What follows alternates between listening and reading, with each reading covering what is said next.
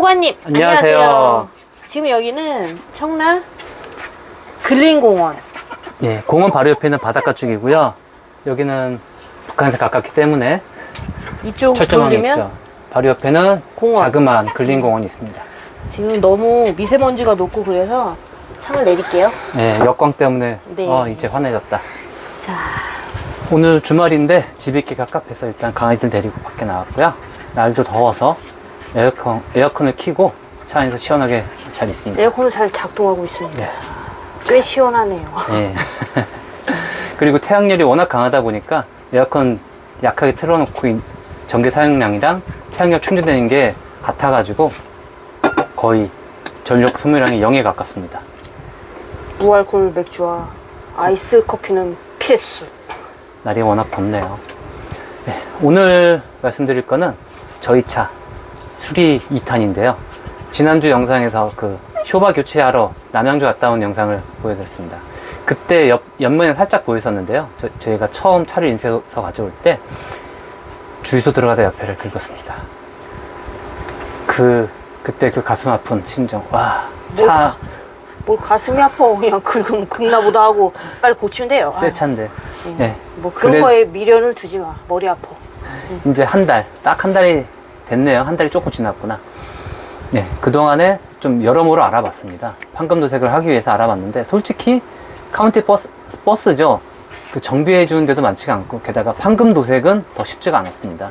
뭐 인터넷으로 검색을 해가지고 판금 도색 업체들이 전화를 해서 물어봐도 뭐 대형차는 안 한다, 승용차만 한다는 데가 대부분이었고요. 거절이 너무 심해요. 네, 그리고 어떤 한 군데는 일단 사진만 보내서 물어봤더니 일단 최소 100만 원이다 라고 얘기를 하고, 뭐 소개로 뭐 많이 한다는 데를 또 전화해서 여쭤봤더니 또 캠핑카는 안 된다, 힘들다 이런 데가 많았습니다. 이거 너무 쉽지 않네요. 네, 그래서 정비소에서 같이 협력해서 하고 있던 데가 있다고 해서 그쪽도 부탁드려서 한번 알아봐 달라 했는데, 거기도 캠핑카는 전례 뭐 힘들다, 안 한다라고 말씀을 하셔가지고 판을 뜯어내야 된대요. 네, 그런 말도 있었고, 그래서 하다 못해서 그냥 현대 블루엔즈 있잖아요. 그 정식 정비 업체에 연계돼서 상용차, 버스나 트럭을 정비하는 정비소가 인천에 2군데가 있더라고요. 거기도 거절. 네, 거기서 전화를 해서 물어봤더니, 이 캠핑카는 이게 원래 있던 순정판에서 뭐 잘라내고 튜닝을 다 했기 때문에 이거는 자기네가 할 수 없다. 제조업체 문의를 해라 라고 얘기를 했는데, 아시다시피 세븐모빌 본사 공장이 부산에 있습니다. 부산에 내려보내기 위해서는 또 탁송비가 한 4, 50 들겠죠? 그러면은 거기다 판금 도색비 합치면은 거의 200만 원 가까운 돈이 들고, 거기다 또 그 기간 동안 저희가 또 사용을 못 하잖아요. 그래서 어떻게 할까 하다가 요즘은 어플리케이션이 되게 잘 돼 있습니다. 숨고라는 어플인데요. 저희가 광고를 하는 건 아니고 어쩌다 보니 알게 돼서 제가 그 긁히고 찌그러진 사진을, 이 사진을 찍어가지고 이제 문의를 했습니다. 견적 요청을 했더니 거기서 뭐 몇 개 견적이 왔어요. 일단 최소 뭐 15만 원부터 뭐 30만 원부터 80만 원부터 돼 있는데, 그 중에 태반이 뭐 어떻게 가격이 어떻게 되나요? 어떻게 진행이 되나요? 물어보니까 자기네는 대형차는 안 합니다. 뭐 일단 견적서 요청을 한 거에 대해서 이제 자동으로 답변을 보내고, 그 다음에 세부 견적 들어갔더니 안 한다라는 게 대부분이었고요. 그 중에 한 군데는 100만 원, 최소 100만 원이다라고 얘기를 하셨고. 맞아. 네. 그래서 어떻게 할까 하다가 열심히 또 추가 검색을 하다 보니, 뭐, 당근 어플 있잖아요. 이 지역. 거기서 뭐 유용한 정보를 하나 알게 됐습니다. 우리나라에는 참 생활의 달인들이 많이 계시죠. 판금 도색의 달인. 네. 저희가 찾았습니다. 혹시 작은 차나 뭐 큰 차 다 상관없이 우리처럼 문제가 발생이 되면 저희한테 연락을 줘보세요. 저희가 연결을 시켜드릴게요. 그렇다고 저희가 중간에 수수료 먹거나 이런 짓은 안 합니다. 그분들이 너무 잘해주셔서 소개만 해드릴 수 있어요. 네. 너무 감사하고, 이런 분들은 널리 퍼뜨려야 된다고 생각을 해요. 우리처럼 고민이 많은 분들. 솔직히 여기가 정식 공업사는 아니에요. 근데 길거리에서 판금 도색해 주시는 분들 있잖아요. 길거리에서 뭐 차 세워놓고 즉석에서 뭐 해주시는 분들이 있는데, 예전에는 많이 볼 수 있었는데 요새는 거의 없어졌더라고요. 제가 뭐 인터넷 검색을 많이 해봤는데, 인천에서는 김포 쪽에 한 분 계시고 저쪽 남동공단 쪽에 한 분 계시다고 했는데, 어쩌다 보니 남동공단 쪽에서 일하시는 분 연락처를 알게 돼서 전화를 드렸고. 잠깐, 근데 이게 불법인가? 이렇게 되면? 모르겠어요. 불법? 불법이라고 따지면 이게 끝이 없지 않을까요? 어떤 선에 정확한 저희가 없고, 그러면 이거가 불법이라면 당근 거래는 다 불법이겠죠. 어쨌든 그렇게 비싸지 않은 금액에 아까 말씀드렸던 금액보다 반 이하. 절반도 안 되는 100만 원의 네. 절반 이하로 했습니다. 절반 이하 되는 금액으로 일단 진행을 했는데요. 정확한 금액은 뭐 나중에 그분은 직접 문의를 하셔야 될 사항이고, 네네. 저희가 요청을 드렸더니 뭐 가져오라고 해서 처음에 2시간이면 된다고 하셨는데, 솔직히 판금도색이라는 게 길거리에 세워놓고 할 수 있는 작업은 아니에요. 그래서 그분이 작업장에 빌려서 진행을 하셨는데, 네, 거기서 하루 맡겼더니 다음날 종일 걸려서 했다고 하시네요. 그리고 요즘에 너무 죄송했던 게 날씨가 지금 35도, 6도 육박하잖아요.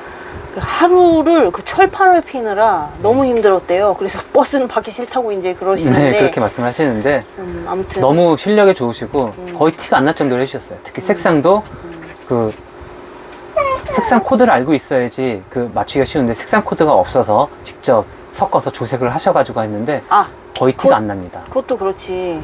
그 색깔을 문의했더니 세븐 캠핑카에서 모르신다고 안 알려주시더라고요. 그래서 저희가 좀 많이 황당했는데, 아무튼 뭐 그건 그렇고, 원래 직접 하는 게 아니라 이것도 외부 업체에다가 협력업체 맡겨서 하는 거기 때문에 거기서 모를 수도 있는 상황이고요.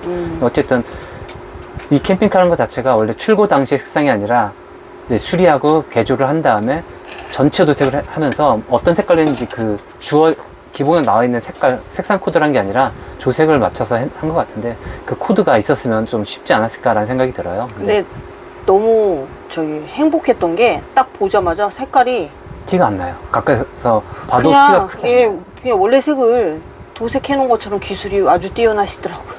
네, 먼저 그 첫 도색 전에 영상을 한번 보여드릴게요. 황금 도색을 맡기러 왔습니다. 아, 진짜 업체 찾기 힘들어가지고 여기까지 왔는데요. 이게 찌그러지고 긁히고 막 해서 좀 더 있으면 녹 날 것 같아가지고, 여기 벌써 녹이 났어. 네, 조금 긁어내야지 뭐. 사포질하고 퍼티칠하고 그다음에 페인트 칠하고 하면 돼요.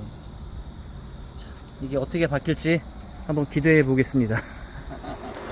자, 많이 보기 흉하죠? 우러지고 찌그러지고. 이게 처음 차를 출고받아서 가지고 오다가 주유소에 들어가서 좌회전을 할 때 그 주유기 보호하는 그 쇠 기둥 있잖아요. 거기다가 옆으로 쭉 긁었습니다. 놀랬어요, 진짜.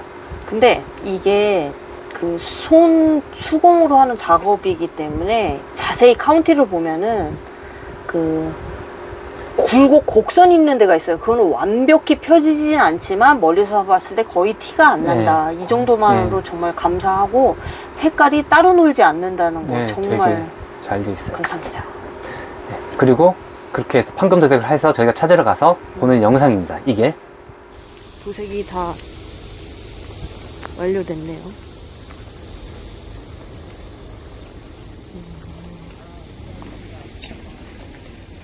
깨끗하게 된 것 같아요.